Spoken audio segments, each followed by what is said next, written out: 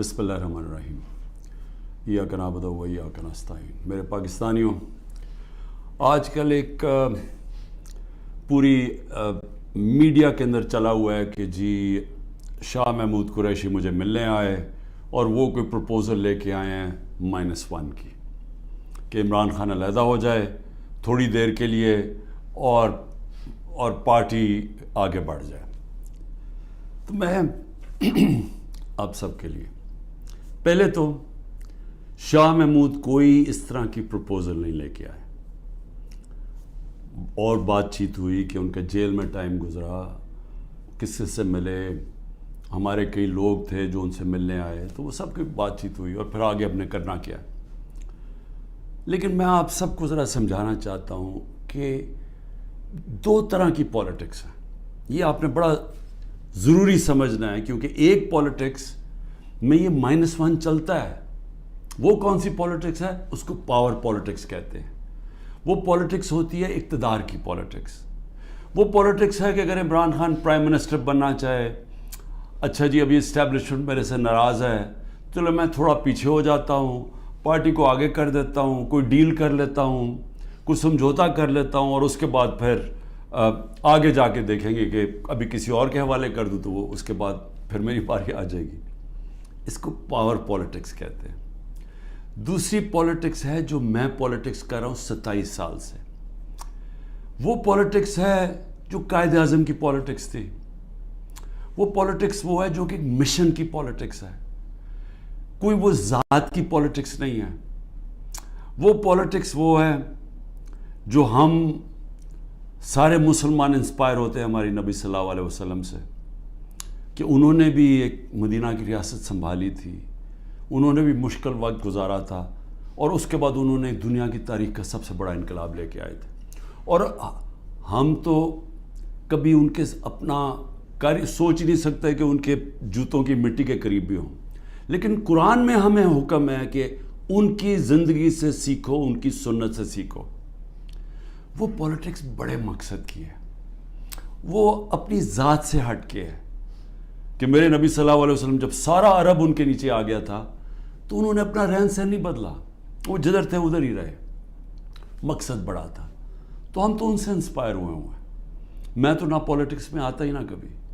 تو میں نے جو انصاف کی تحریک شروع کی تھی، یہ مدینہ، اور کہا تھا کہ اسلامی فلاحی ریاست ہمارا مقصد ہے، ہم مدینہ کی ریاست سے انسپائر ہوئے تھے، ہم ان کی سنت سے انسپائر ہوئے تھے کہ جو وہ انقلاب لے کے آئے تھے۔ اور وہ جو انصاف ہے، یہ بار بار پلیز میری بات سن لیں، انصاف، سارے اللہ کے پیغمبر اس دنیا میں انصاف کی بات کرنے آئے تھے۔ انصاف کیوں اتنی اہمیت رکھتا ہے؟ کیونکہ انسانوں کو انصاف آزاد کرتا ہے۔ فرعون کیوں قرآن میں برا سمجھا جاتا ہے؟ انسانوں کو غلام بنایا تھا اس نے ظلم کر کے۔ کیوں نبی صلی اللہ علیہ وسلم دنیا کا انقلاب لے کے اور چھوٹے سے انسانوں کو بڑے انسان بنا دیا؟ کیونکہ انصاف سے آزاد کر دیا۔ لا الہ الا اللہ نے لوگوں کو آزاد کر دیا۔ تو جو میری تحریک تھی انصاف کی، وہ اصل میں آزادی کی تحریک تھی، کیونکہ انصاف آئے گا تو لوگ آزاد ہوں گے۔ اور جو میرا سارا تجربہ تھا دنیا کا، جو مغرب کو میں نے دیکھا، تو وہاں کیوں لوگ جاتے ہیں نوکریوں کے لیے؟ کیوں وہاں خوشحالی ہے؟ کیونکہ لوگ آزاد ہیں۔ لوگ آزاد کیوں ہیں؟ کیونکہ وہاں انصاف ہے، رول آف لا ہے، حقوق کی ان کا انصاف کا نظام میرے حقوق کی حفاظت کرتا ہے۔ وہاں یہ حرکتیں نہیں ہو سکتی جو پاکستان میں ہوتی رہی ہیں۔ اور میں یہ بھی کہتا ہوں کہ میرے اپنے لوگوں کو، میں اپنی ٹیم کو بتاتا ہوں کہ اب آپ کو پتہ چلا جو ہمارے پر جب ظلم ہوا، کہ کیسے پاکستان کا کمزور طبقہ، مزدور، ہاری، کسان، جو کمزور طبقہ ہے، غریب، وہ چھابڑی والا، چھوٹے دکاندار، چھوٹے صنعت کار، یہ ہر وقت ان کو اس کا ظلم کا سامنا کرنا پڑتا ہے۔ جب وہ طاقتور کے سامنے آتے ہیں، ان کے پاس کوئی ان کی حفاظت کرنے کے لیے نہیں، ان کے تحفظ کرنے کے لیے نہیں، ان کے فنڈامنٹل رائٹس کو کوئی کسی قسم کا تحفظ نہیں۔ اور اس لیے تھانہ کچہری پٹواری کی پالیٹکس ہے، کیونکہ جو ان کا رائٹ ہے تھانہ کچہری پٹواری، وہی ان کو ادھر ظلم ہوتا ہے ان کے اوپر، ان کی زمینوں پہ قبضہ ہوتا ہے، قبضہ گروپ ہے یہاں، کیونکہ انصاف نہیں ہے. تو یہ میری ساری موومنٹ شروع ہوئی تھی تب 27 سال پہلے. یہ میری موومنٹ تب تک رہے گی جب تک میں زندہ ہوں، جب تک ہم اس ملک میں حقیقی آزادی، انصاف لے کے حقیقی آزادی نہیں لے کے آتے. اب یہ جب مجھے یہ کہتے ہیں چیزیں کہ جی وہ -1 کیسے ہوگا؟ جو آدمی ایک تحریک پہ 27 سال سے لگا ہوا ہے، ایک ملک کے اندر ایک جدوجہد کر رہا ہے، تو وہ کیا وہ ڈیلز کرے گا؟ کیا اس کو کیا چیز اس کو خریدے گی؟ بتائے میرے ضمیر کی کیا قیمت ہے؟ کیا پرائم منسٹرشپ کی قیمت ہے کہ اگر آپ یہ کر دیں تو آپ کو پرائم منسٹر میں تو پرائم منسٹر بن چکا ہوں. اور میں نے جب پرائم منسٹر بنا، میں نے ایک بات کہی کہ اگر پھر وہ مجھے 2018 کا موقع ملتا، میں سیدھی الیکشنز پھر سے کرواتا. کیونکہ جو میں انصاف لانا چاہتا ہوں اور طاقتور کو قانون کے نیچے لانا چاہتا ہوں، وہ آئی تب سکتا ہے جب آپ کے پاس طاقت ہو. تو جب ایک کمزور ایک کولیشن گورنمنٹ، وہ اس پہ کیسے طاقت ہوگی کہ اس ملک میں انصاف قائم کرے؟ تو میں نے اس لیے بار بار میں نے کہا، میرے سے جب لوگوں نے پوچھا کہ آپ نے کیا غلطی کی، میں نے کہا میں نے غلطی یہ کی کہ مجھے شروع میں الیکشن کروا دینے چاہیے تھے، اور کمزور گورنمنٹ سے میں وہ اصلاحات جو لانا چاہتا تھا وہ نہیں لا سکتا تھا. تو اب میں آپ کو بتاؤں کہ جس طرح کی حرکتیں ہو رہی ہیں میرے لوگوں کے اوپر، میں اس لیے یہ آپ کے سامنے رکھنا چاہتا ہوں کہ آزاد معاشروں کے اندر یہ نہیں ہو سکتا. یہ صرف غلاموں کو ہوتا ہے.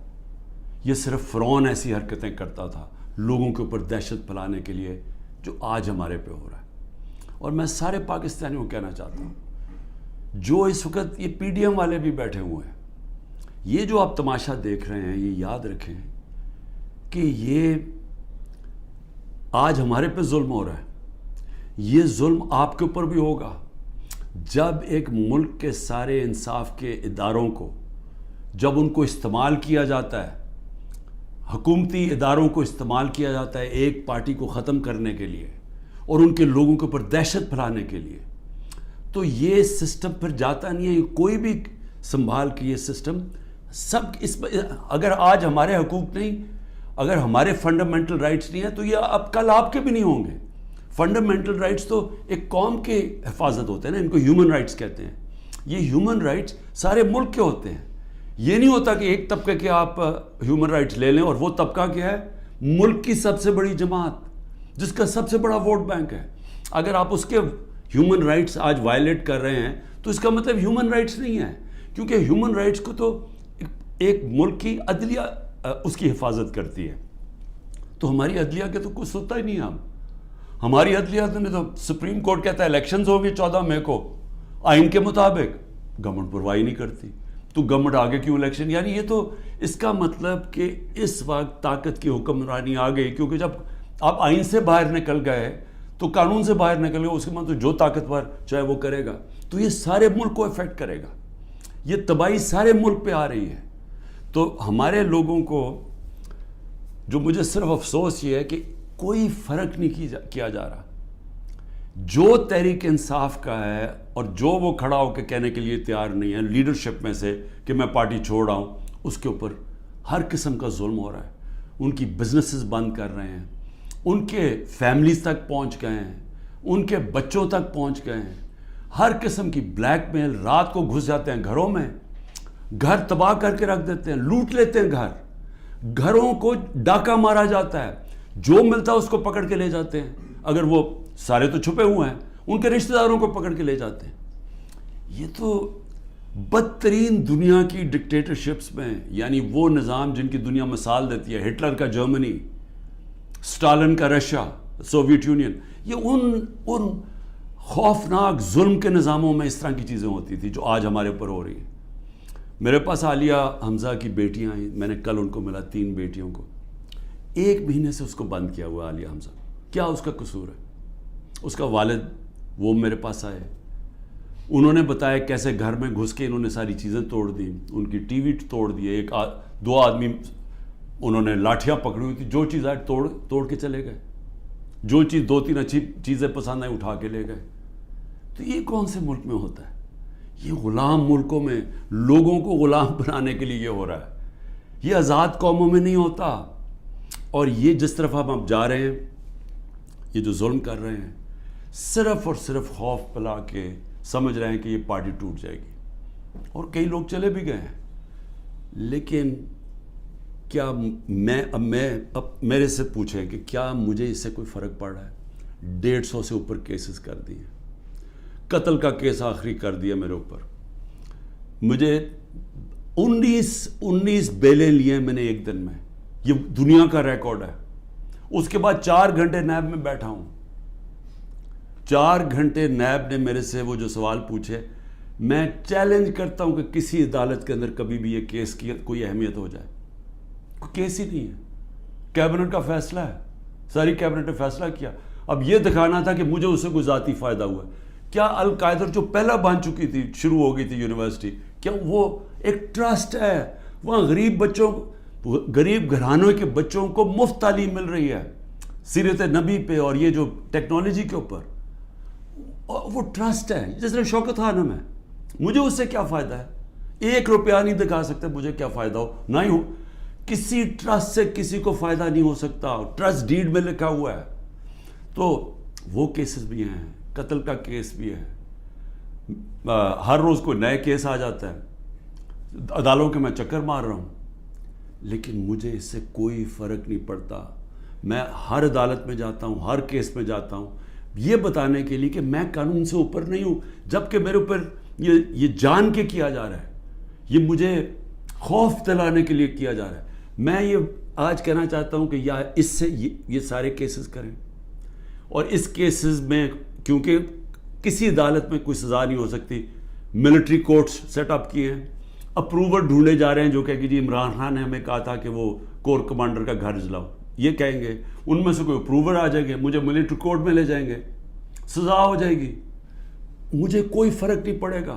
جو آدمی ایک مشن, جو 22 سال سٹرگل کر کے, جو اگر جس کے پاس سب کچھ تھا, کوئی ضرورت نہیں تھی 22 سال سٹرگل کرنے کی, اگر وہ آج 27 سال کے بعد اگر کسی کا خیال ہے کہ میں جیل سے ڈر جاؤں گا, یا جو بھی ہے, جو 2.5 قاتلانے ہم دو میرے اوپر حملے ہو چکے ہیں قتل کرنے کے لیے, ایک مجھے وقت پہ پتہ چل گیا تو میں نے ٹی وی پہ بتا دیا کہ کیا کرنے جا رہے تھے, تو اس سے کیا فرق پڑے گا؟ جو قاتلانہ حملے سے نہیں ڈرتا تو وہ کس سے اور ڈرے گا؟ لیکن اس سے بھی زیادہ گھٹیا پان میری بہنوں تک پہنچ گئے ہیں. میری بیوی کے اوپر کیس, ٹرسٹی ہو کے اس کا وارنٹ کا, ایک ٹرسٹی کو 1 پیسہ نہیں مل سکتا, کیونکہ وہ سیرت نبی میں بہت ان کی سٹڈی ہے, وہ انٹرسٹڈ تھی القادر یونیورسٹی, وہ ٹرسٹی ہے, اس کے اوپر وارنٹ نکال دیا. میری بہنوں کے اوپر میں صرف یہ بتا رہا ہوں کہ کس لیول پہ پہنچ گئے ہیں. ایک بہن کا بیٹے کے اوپر وارنٹ نکالا ہے, اس کا خنسامہ اٹھا کے لے گئے, وہ بیٹا نہیں تھا. خنسامہ جب واپس آیا وہ آئی سی یو میں 2 ہفتے سے پڑا ہوا ہے, آئی سی یو کے اندر خنسامہ, اسے پتہ ہے کیا کیا وہاں جیل کے اندر. ایک بہن اس کی بہو کے پاس پہنچ گئے کہ جی آپ کوئی جیو فینسنگ میں آپ کہیں تھی, اس کے پاس پہنچ گئے.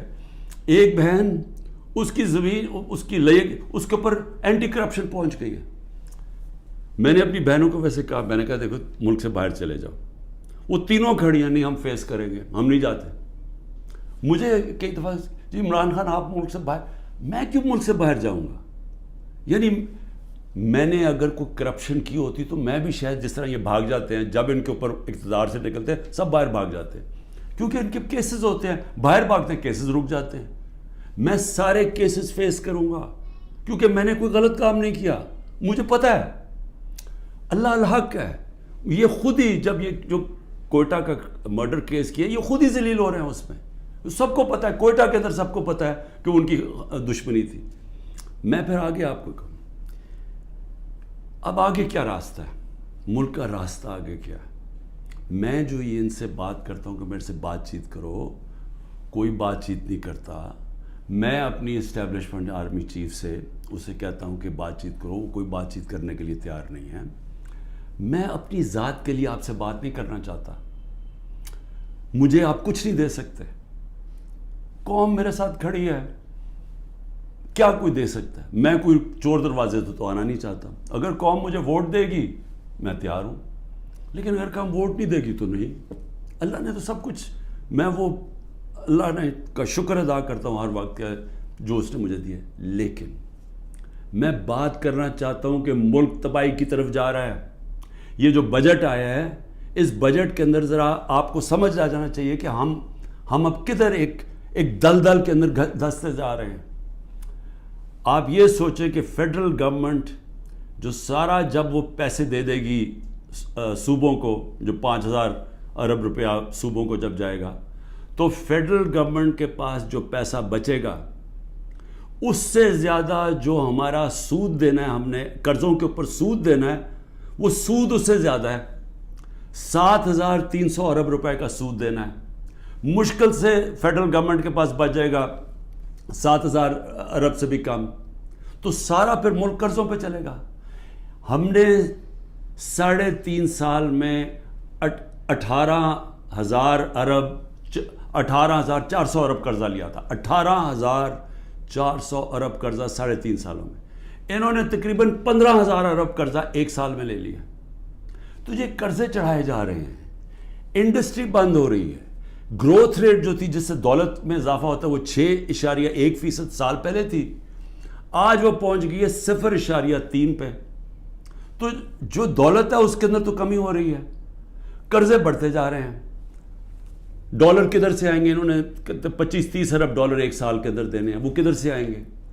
تو میں آج اس لیے یہ سوال پوچھ رہا ہوں کہ کوئی تو روڈ میپ ہوگا نا. ابھی تو روڈ میپ یہ ہے کہ کسی نہ کسی طرح عمران خان کو ختم کرو، اور اگر P T I Imran Khan سے تو اس کو ختم کرو. تو ابھی تو یہ ون پوائنٹ ایجنڈا، ساری ایجنسیز، سب کچھ، سارے ملک کے ادارے وہ اسی پہ لگے ہوئے ہیں کام کر رہے ہیں. لیکن میں سوال کچھ اور پوچھ رہا ہوں. میں یہ نہیں کہہ رہا کہ کریں، ہم کھڑے ہیں. اس میں سے ایک آپ یہ کرم کر رہے ہیں کہ میرے جو نظریاتی لوگ ہیں وہ نظر آنے شروع ہو گئے ہیں کہ وہ نظریاتی لوگ کون ہیں، اور وہ نظر آنا شروع ہو گئے کہ جو ہمارے ساتھ اور مقصد کے لیے آئے تھے، ان نظریے کے لیے نہیں آئے تھے. تو ایک تو آپ فائدہ کر رہے ہیں کیونکہ صرف نظریاتی پارٹی اب پاکستان کو اس دلدل سے نکال سکتی ہے. لیکن نکالے گی کیسے؟ میری آخر میں بات سن لیں، ایک ہی طرح ہم نکلیں گے. ہمیں کوئی اب باہر سے پیسے دینے کے لیے تیار نہیں ہے. ہمارے جو دوست ملک ہیں وہ بھی پیسے دینے کے لیے نہیں تیار. میرے لیے جو سب سے زیادہ شرمندگی ہوتی تھی کہ جب میں اپنے دوست ملکوں سے پیسے مانگنے گیا ملک کے لیے، کیونکہ دیوالیہ نکلا ہوا تھا ہمارا. تو اس وقت ملک ہمارے پاس تو سب سے بڑا بیرونی خسارہ چھوڑ کے گئے تھے یہ نون لیگ والے، یہ اسحاق ڈار. تو ان سے پیسہ مانگنا سب سے شرمندگی تھی.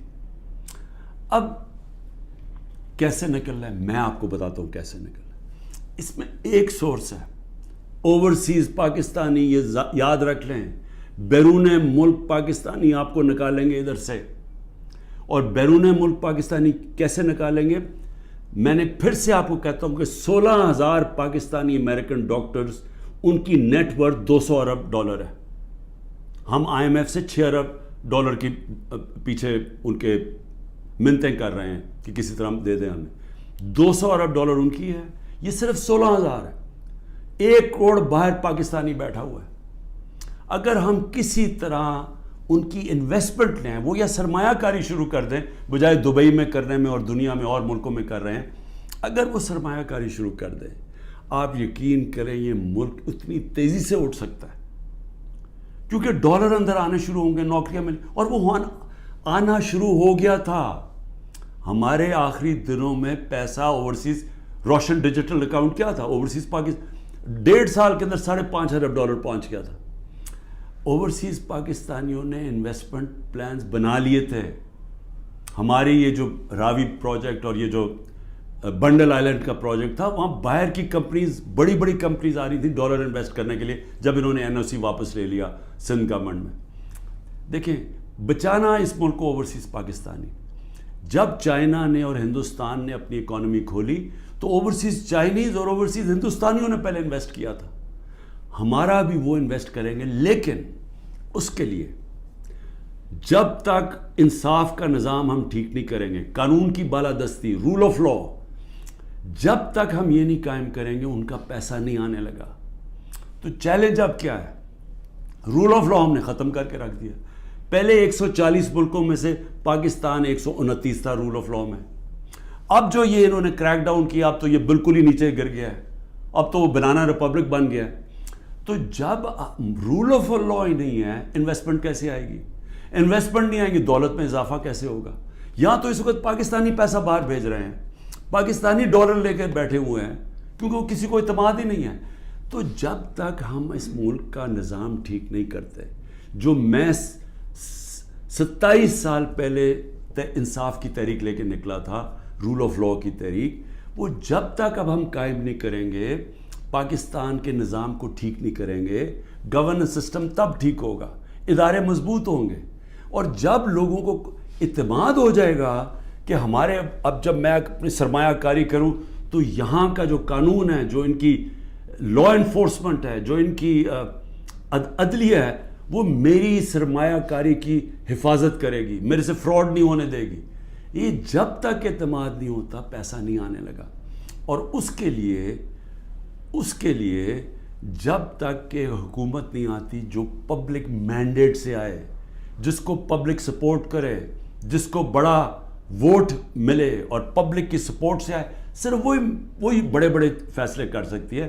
نہیں تو ان کو تو آپ نے دیکھ ہی لیا ہے کیا کیا انہوں نے, سوائے مہنگائی کر کے, تاریخی مہنگائی 38% پہ, انہوں نے کیا کیا؟ انڈسٹری بند ہو گئی ہے, بے روزگاری بڑھ گئی ہے, گروتھ ریٹ, انہوں نے اور کیا کرنا ہے؟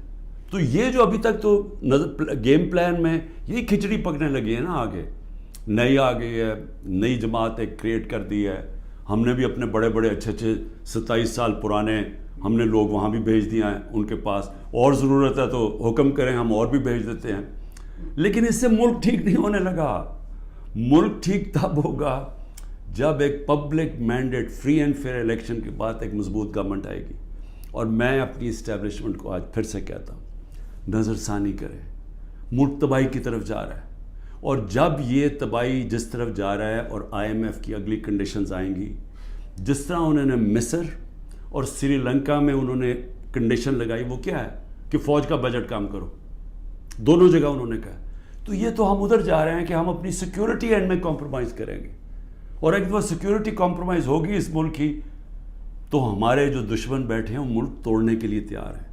تو میں اس لیے آپ کو کہہ رہا ہوں, مجھے کوئی ریلیف نہیں چاہیے, مجھے کوئی آپ کی مدد نہیں چاہیے. میں مجھے یہ سمجھے کہ یہ جو سارا کچھ ہو رہا ہے انتقامی کارروائی, مجھے چھوڑے, میری بہنیں باہر جانے کے لیے نہیں تیار. وہ تو عورتوں کے اوپر تو کبھی اس ملک میں ایسے نہیں ہوا. لیکن ملک نیچے جا رہا ہے, اور اس لیے وقت کم ہے. جس طرح دن بڑھتے جا رہے ہیں, ہم اور اپنے ملک کو تباہی کی طرف لے کے جا رہے ہیں. صرف قانون ختم ہو چکا ہے. کسی کو اس وقت, پھر سے میں کہتا ہوں, جب عدلیہ اپنے فیصلے نہیں کروا سکتی, جب آئین کی کوئی پرواہ نہیں کر رہا, جب پولیس کھلے عام گھروں میں گھس کے لوگوں کے گھر لوٹ رہی ہے اور اٹھا کے لے کے لوگوں کو جا رہی ہے, کلیکٹیو پنشمنٹ دے رہی ہے, تو اس ملک میں تو اب باہر کے لوگ کیا سوچ رہے ہوں گے؟ بتائیں نا, بیرون ملک پاکستانی جو آپ کا بڑا اثاثہ ہے, وہ کیا سوچ رہا ہوگا؟ وہ کوئی سوچے گا کہ پاکستان میں پیسہ لگانا ہے؟ تو اگر انہوں نے نہیں لگانا تو اور تو اس وقت کوئی ہے نہیں. جب تک ہم ملک کی ایکسپورٹس نہیں بڑھاتے, وہ تو ٹائم لگے گا کہ ہم اپنی ڈالر انکم بڑھائیں.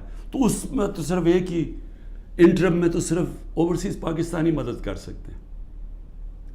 شکریہ. پاکستان زندہ باد.